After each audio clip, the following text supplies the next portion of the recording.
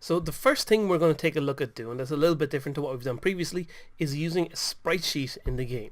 So down here we have an image that has the various bricks we're going to use for our game. We've got a paddle down here, and then we've got a little ball down the bottom.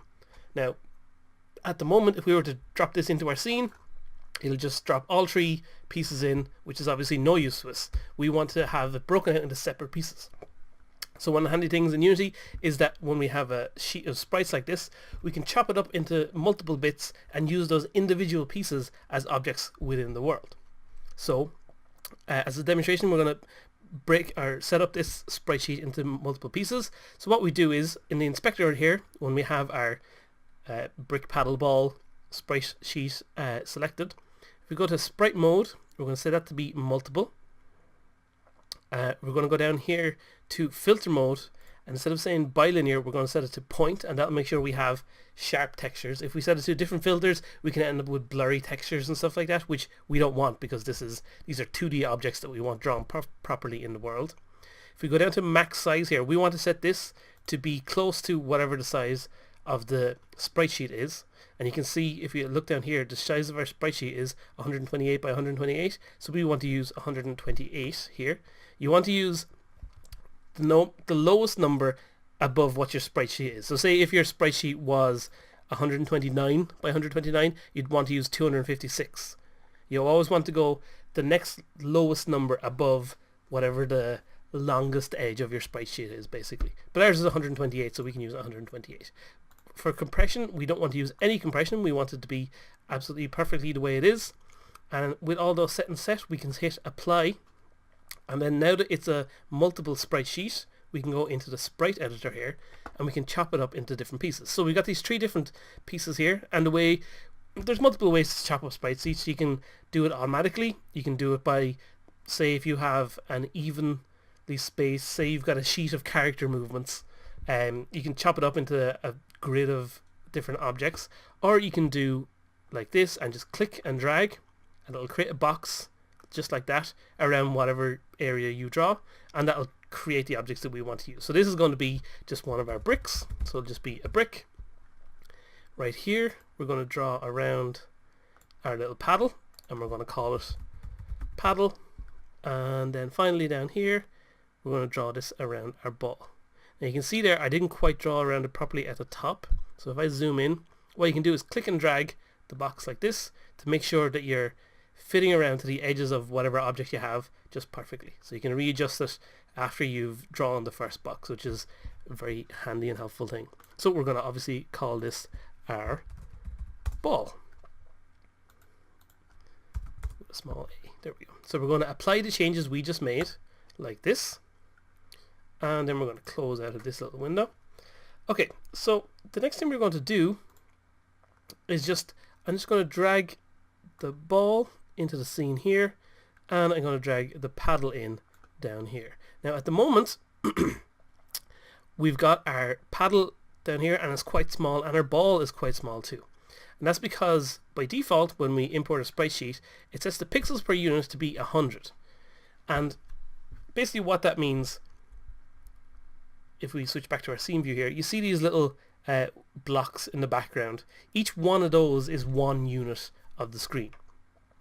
So if you have an image with 100 pixels per unit, that means every 100 pixels of that image will show up as one of these blocks. So at the moment that's set a little bit too high for what we have here. We're going to adjust it and set it to be 64 pixels per unit, and if we hit apply now, we'll see our images in the center will get bigger. So I'm going to hit apply, and there we go, our images suddenly get bigger just like that. So you can adjust the pixels per unit relative to how you want to use them in your own game, but we want to set them up so by default they all go to be this size.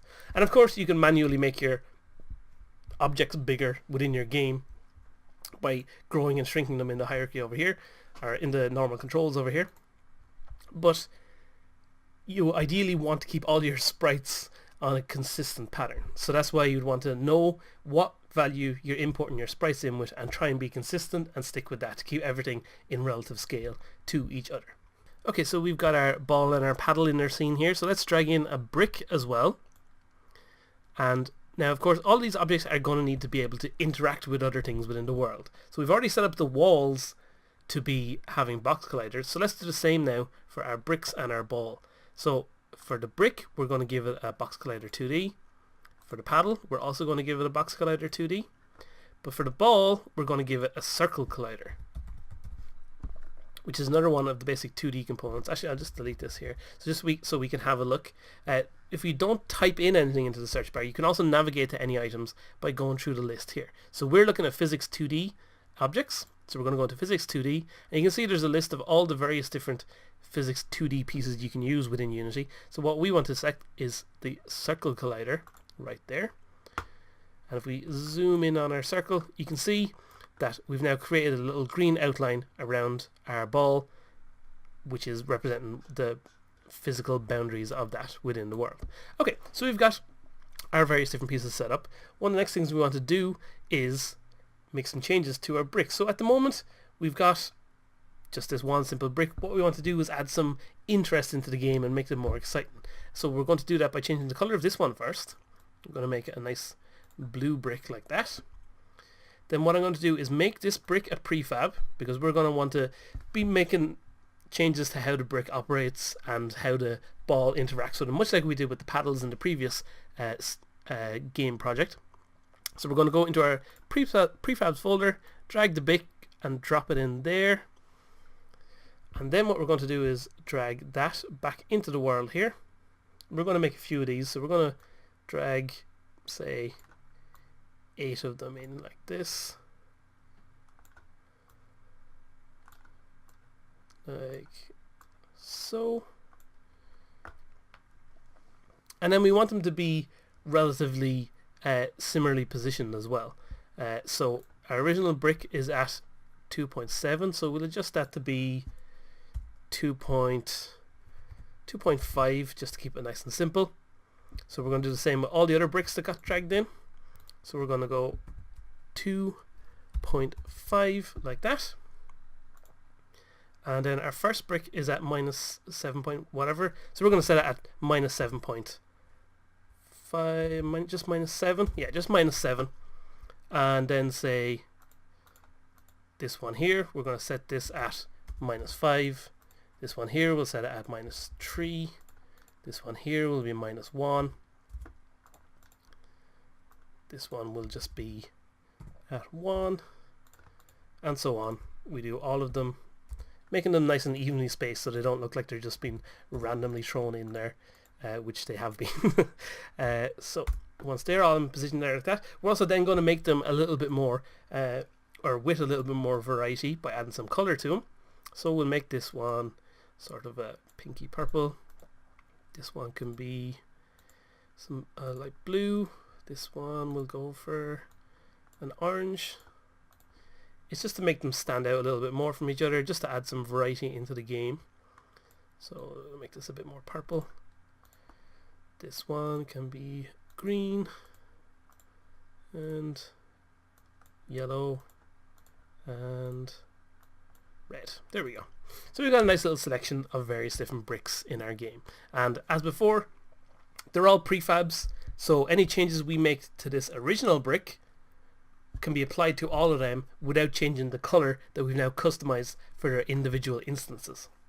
One other thing we'll do before we go any further, at the moment we've got a lot of bricks now starting to take up space in our hierarchy, and that's not really very useful for us. So what we're going to do is create a new object. We're going to go create empty, and we'll call this bricks, and then we're going to click and drag the original brick underneath it, and we'll do the same for the other copies and drag them on top of where it says bricks like that, so they become a child of bricks, and now we can just hide that like that and we don't have it taking up all the space that it was a second ago. We'll actually do the same with our walls here as well, because there's no reason for them to be taking up space. So we'll go to our walls like this and pop that in there. There you go, we have our bricks and our walls all sorted out. Perfect. Konnichiwa.